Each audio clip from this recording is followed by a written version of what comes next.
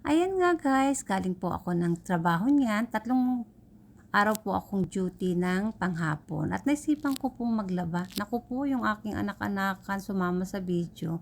Di bali maganda naman po siya. So ayan nga guys, ako ay naglaba. Meron po akong 5 araw na duty na panghapon. Yan ay pangatlong araw ko na po.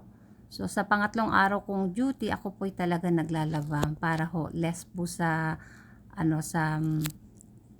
labahan din po kapag ako off. At pangalawa, para may maisuot kasi may 5 uniforme lang ho ako niyan. So ayan nga, inuuna ko muna guys yung mga uniforme ko at sinasabay ko po yung pambahay ko kasi hindi naman ho marumi talaga yung mga labahan ho dito. Dahil isang beses lang naman ho sinusuot ho yan. At yung washing machine po namin na yan guys ay automatic kaya hindi medyo pagod ka sa paglalaba. Share-share ho kami yan ng 5 tao.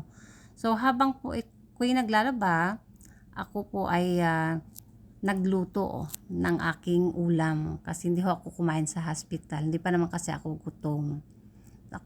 Habang po ako'y kumakain, ako'y nakikipagkwentuhan din ho sa aking asawa para update po sa aking trabaho. Ayan nga guys, dahil po sa tapos na aking first batch, meron pa yung pangalawa, yung mga puti naman.